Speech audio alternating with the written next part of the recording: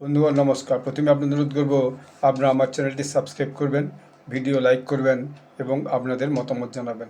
আপনারা জানেন যে আমার চ্যানেলে আপনারা জিওপলিটিক্সের বিভিন্ন খবরাখবর নিয়মিত পাবেন যদি আপনারা আমার চ্যানেলে সাবস্ক্রাইব করে বেল আইকন ক্লিক করেন।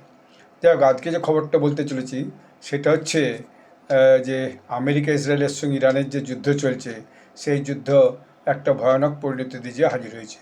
তার ফলাফলটা কী হয়েছে সেটা আপনারা সবাই দেখতেই পাচ্ছেন। চারিদিকে গ্যাস এবং তেলের দাম বাড়ছে। গ্যাসের দাম ভারতবর্ষে অলরেডি 7 টাকা বেড়ে গেছে এবং গ্যাসের দোকানে ভয়ানক ভিড় হচ্ছে। গ্যাস সময় মানুষ পাচ্ছেও না, যদি সরকার বলেছে গ্যাসের কোনো অভাব নেই। আমি নিজেও এর ভুক্তভোগী।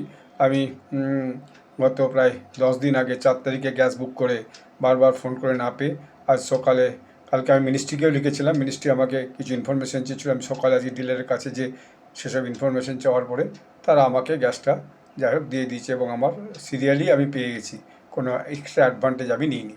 যাই হোক, গ্যাসের একটা যে সংকট চলছে সেটা আমি আমার ব্যক্তিগত অভিজ্ঞতার কথা আপনাদের কাছে শেয়ার করলাম। এখন কথা হচ্ছে, দেখা যাচ্ছে ইরান পর্যুদস্ত হয়ে গেছে কিন্তু আর ছাড়ছেও না। এখন শেষ পর্যন্ত দেখা যাচ্ছে, কারণ ইরানে যে রাষ্ট্রপতি আছে এখন পেজিশকিয়ান, তার কথা সৈন্যবাহিনীকেও শুনছে না, আইআরজিসিকেও শুনছে না। ওখানে সৈন্যবাহিনী দুটো ভাগে বিভক্ত, একটা সরকারি সৈন্যবাহিনী সরি আর একটা হচ্ছে যে আপনার যে আইআরজিসি সৈন্যবাহিনী। তো আইআরজিসি ক্রমাগত বিভিন্ন জায়গায় আক্রমণও করে চলেছে, বিশেষত মিডল ইস্টের দেশগুলোতে। ফলে মিডল ইস্টের সৌদি আরব এবং আশপাশের দেশের সঙ্গে ইরানের একটা টেনশন অবিরত বেরিয়েছে। তো এর মধ্যেই যখন ইরান অত্যন্ত কোণঠাসা অবস্থায়, ইউএস যখন বারবার বলছে ইরান হেরে গেছে, কেউ বলছে ইরান যুদ্ধে বসতে চায়, মানে যুদ্ধ বন্ধ করে শান্তি প্রক্রিয়ায় বসতে চায়, আলোচনায় বসতে চাইছে। আবার ডোনাল্ড ট্রাম্প কখনো বলছেন যে ইরান বসতে চাইছে কিন্তু আমি বসতে চাইছি না, তারা পুরোপুরি সারেন্ডার না করলে।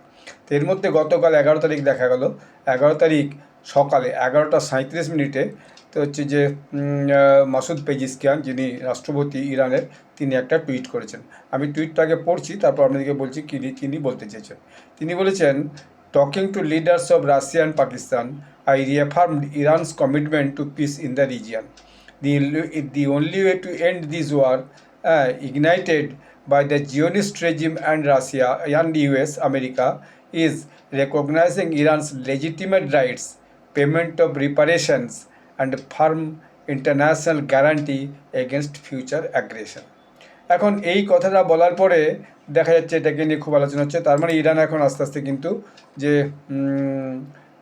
শর্ত কিছু রেখে দিয়ে, যুদ্ধ শেষ করার কিছু শর্ত রেখে দিয়ে তারা যুদ্ধ কিন্তু বন্ধ করতে চায়। তবে সেটা এই শর্ত 3টে যেটা রেখেছে সেটা খুবই গুরুত্বপূর্ণ। তিনি শর্তের পরে তিনি বলেছেন তখনই হচ্ছে যে মার্কিন যুক্তরাষ্ট্র ইসরায়েলের সাথে যুদ্ধ বন্ধ হবে যদি আমাদের যে শর্তগুলো আমরা 3টে রাখছি সেটা যদি মেনে নেন। এবং এই যে শর্তগুলোর মধ্যে যেগুলো সবচেয়ে গুরুত্বপূর্ণ মনে হচ্ছে যে সেটা হচ্ছে একটা বৈধ যে অধিকার, সে বৈধ অধিকারটা তাদের মেনে নেওয়া। দ্বিতীয়ত হচ্ছে যেমন 3টে শর্তের মধ্যে যেমন হচ্ছে লেজিটিমেট রাইটস, তারা যে একটা রাষ্ট্র এবং তারা যে একটা ইন্ডিপেন্ডেন্ট রাষ্ট্র, তারা যে একটা সোভারিন রাষ্ট্র, সেই লেজিটিমেট রাইটসটা, অধিকারটা তাদের মেনে নেওয়া। দিয়ে হচ্ছে পেমেন্ট অফ রিপারেশনস মানে এ পর্যন্ত যে ক্ষতি হয়েছে ইরানের, মানে বাড়িঘর ধ্বংস হয়েছে, কী বলে জাহাজ 12টা নাকি জাহাজকে ধ্বংস করে দেওয়া হয়েছে, জল জাহাজকে, মানে মিলিটারি জাহাজকে, তারপর বেশ কিছু সাইটকে ধ্বংস করেছে, তার জন্য যে ক্ষতিপূরণ, সেই ক্ষতিপূরণ দিতে হবে।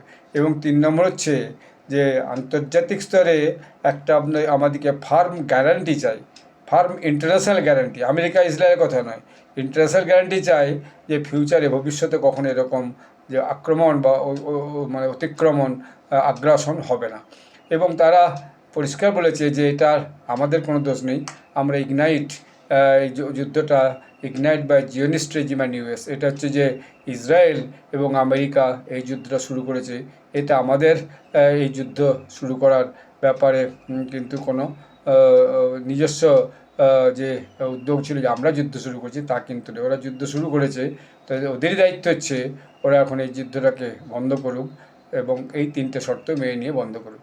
এখন এই 3টে শর্ত ইসরায়েল বা আমেরিকা মানবে কিনা, বিশেষত আমেরিকা মানবে কিনা, ইসরায়েল তো আমেরিকারই হচ্ছে যে প্রক্সি বলা যায় এক ধরনের, তো আমেরিকা সেটা মানবে কিনা সেটা আগামী দিনে বোঝা যাবে। কিন্তু ডোনাল্ড ট্রাম্প আজকে একটা প্রেস কনফারেন্সে বিভিন্ন কথা বলেছেন, কিন্তু তিনি ঠিক কী চান সেটা এখনও পর্যন্ত পরিষ্কার হয়ে আসেনি। তো আগামী দিনে আমরা দেখতে পাবো যে ইরান যুদ্ধ থামলো কি না। কারণ দেখা যাচ্ছে এই যুদ্ধের ফলে যে সারা পৃথিবীর বুকে তেলের দাম বাড়ছে, গ্যাসের দাম বাড়ছে, এবং যে সারা পৃথিবীতে যে একটা অনিশ্চয়তা শুরু হয়েছে, সেটা ইউরোপিয়ান ইউনিয়ন থেকেও আওয়াজ উঠেছে। এবং যে একটা world order, existing world order ছিল, সেই ওয়ার্ল্ড অর্ডার আগামী দিনে আর চলবে না, সেটা আস্তে আস্তে ধীরে ধীরে প্রমাণিত হচ্ছে। তো যাই হোক, আগামী দিনের জন্য আমরা অপেক্ষা করব। আমরা চাইব অতি দ্রুত এই যুদ্ধ হচ্ছে কি যে বন্ধ হোক, হানাহানি বন্ধ হোক, এবং মানুষের যে কষ্ট হচ্ছে সেই কষ্টের লাঘব হোক, এবং আগামী দিনে তেল গ্যাসের দাম যে বৃদ্ধি হচ্ছে সেটা স্থিতাবস্থায় আসুক। তাহলে পরে সারা পৃথিবীকে পৃথিবীতে একটা ভয়ানক ক্রাইসিস হবে, সেই ক্রাইসিস ইমিডিয়েট বন্ধ হোক। আমরা সবার কাছে, আমি তো অন্তত সবার কাছে, সবার শুভবুদ্ধির উদয় হোক এই আবেদন এবং জানিয়ে এবং এই আশা করে এই ব্লগটি শেষ করছি। আপনারা সবাই ভালো থাকবেন। ধন্যবাদ।